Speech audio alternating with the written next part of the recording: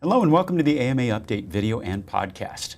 Well, we just unveiled the organizations that were recognized by the AMA Joy in Medicine Health System Recognition Program for 2024. And today, we'll share highlights from that announcement and talk about the trends that we saw in the organizations that we recognized.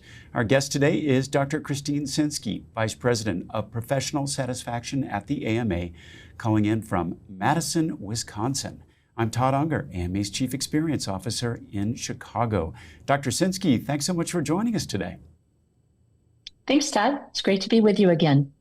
First off, congratulations to all the organizations that were recognized. Dr. Sinski, why don't we just start out by having you give us a little bit of background about this year's honorees? Sure, happy to. This is actually the fourth year of our full programming in the Joy in Medicine Recognition Program. And this year we're recognizing 62 organizations.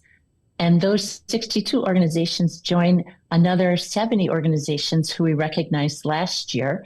Recognition lasts for 2 years. So in total, we have around 130 organizations from 30 different states.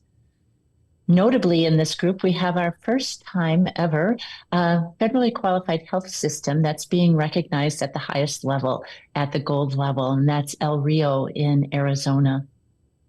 And then lastly, we are recognizing 12 organizations at the silver level. We have bronze, silver, and gold levels for recognition. And 11 of those 12 are returning to the program, having in previous years been recognized at the bronze level. And I like to highlight that because that shows this progression, that these organizations are using the recognition program as a strategic roadmap and may start out meeting the bronze criteria, but over several years may work themselves up to silver and eventually up to gold. It's not only a progression, but it also shows a real level of commitment to that, so it is very encouraging. It's another strong year for the Joy in Medicine program. Dr. Sinski, have we seen any interesting trends among the organizations that were recognized this year? Yes, so I've been doing the reviews since the beginning of our program, and one thing that stuck out to me is that organizations are becoming more sophisticated in how they use data, particularly EHR event log data, to guide their understanding of what's happening in the care environment and therefore to be able to improve that care environment for patients and physicians. One study that we recently published showed that family physicians and general internists spend an hour and a half on order entry for every 8 hours of appointment time. And as organizations start to track this kind of measure as one of the criteria for the Joy in Medicine Recognition Program, they can see where physician time is being allocated and then make decisions about more strategic ways to allocate that time. Another thing that we've seen is that leadership is really important. And it's not just at the C-suite level, it's at the unit level.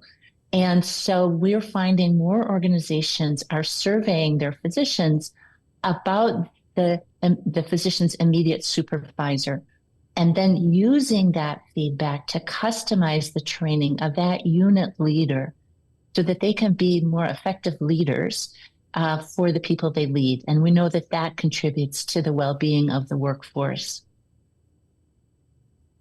I think there was one other one that caught my attention when we were talking before, and that's the role of partnerships across the organization, which may be a new thing. Do you want to talk a little bit more about that?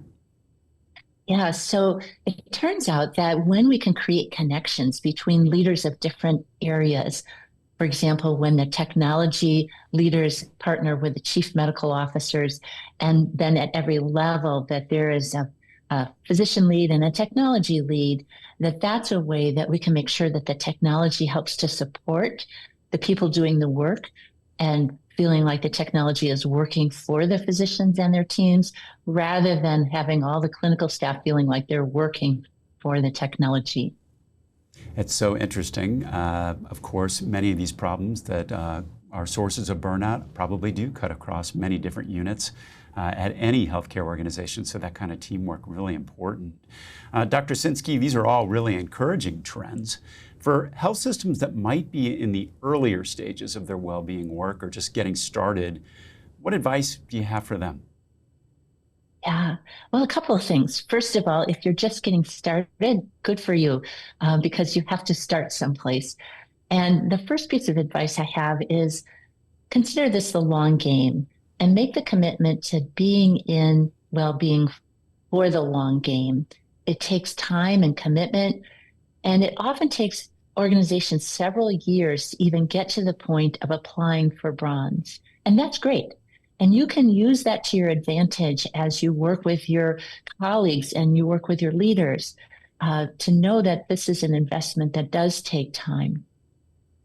And the other thing I'd like to share with with organizations that are new to this process is a good place to start is with measurement, with assessing the organization and measuring the satisfaction and burnout rates among your physicians, but also measuring other aspects of care, how much time is spent on the electronic health record, measures of leadership, measures of culture, measures of teamwork. Those help to start to paint the picture of what's happening at the point of care and provide the opportunity then to optimize those workflows. Dr. Sinskey, if someone wanted to find out more about the assessment and the measurement part of this, especially for newcomers to this, where would they start? Sure.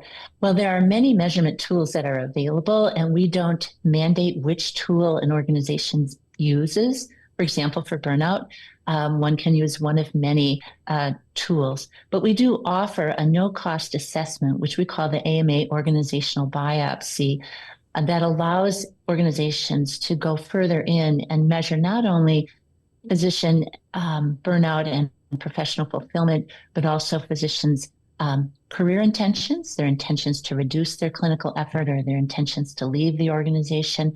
And then it measures of leadership, culture, meaning in work, and measures teamwork, practice efficiency, and then some measures of institutional support for individual self-care. So that's been a wonderful mission-driven resource that we offer to the medical community at no cost. And what an excellent opportunity there, because that kind of framework to be able to assess and improve such an important part of the Joy in Medicine program. Why is it that this kind of framework is so important at organizations to get on that journey of improving physician well-being? I believe, Todd, that many organizational leaders very quickly realize that physician burnout and all health professional burnout and well-being are important to their achieving their other strategic priorities: quality of the patient experience, quality of care, safety, their financial stability, their ability to recruit and retain physicians. And yet, reasonably, they just don't know where to begin. It can almost seem overwhelming. And the framework of the Joy in Medicine program gives organizations a path forward and helps them set priorities. As I mentioned earlier, we have 3 levels of achievement: bronze, silver, and gold. And we have 6 different categories of criteria with specific criteria at each of those levels. And some of those 6 areas include commitment and leadership and practice efficiency and support.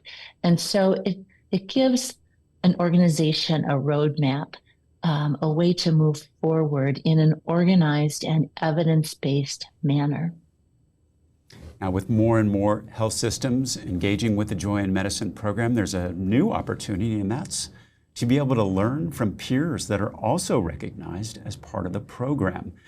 For a health system that wants to see and learn more about the work of another organization, where would they go? Well, there are a couple places. One is that there was a recognition ceremony and that profiled 3 of the organizations, and that's available to watch that recording online. Secondly, there is an upcoming magazine that the AMA is publishing that will highlight case studies from 17 of our recognized organizations. So you can see what others have done, you can get inspiration from their approach to improving well-being and some of the specific particulars that they have implemented in their organization. And then we give a lot of support to both newcomers to the program and those who are moving up a level through a series of webinars and other calls that are part of our program that we make available to the medical community. And we'll include a link to those resources that Dr. Sinskey mentioned in the description of this episode. Dr. Sinskey, it's hard to believe, but the application cycle for the 2025 Joy in Medicine program is going to be starting soon. What do health systems need to know about that? So the application cycle starts January 10th and closes March 7th. But organizations can, at this moment, already indicate their interest in applying by filling out an intent to apply form, and that's on our AMA website. In addition, our team will host an informational webinar on January 14th, as well as hosting many office hours throughout the fall to help answer questions that organizations may have as they prepare their applications. Excellent. Dr. Sinskey, thank you so much for joining us. Thank you and the team for all of the hard work that goes into putting the Joy in Medicine program together. And again, congratulations to all of the health systems that were recognized as part of the program this year and last year. We'll include more information and links about the information that you mentioned in the description of the episode, so check that out. And if you're a health system leader who's interested in applying for recognition in the 2025 Joy in Medicine program, we encourage you to visit ama-assn.org/joyinmedicine to learn more and get started. That wraps up today's episode, and we'll be back soon with another AMA update. Be sure to subscribe for new episodes and find all our videos and podcasts at ama-assn.org/podcasts. Thanks for joining us today. Please take care.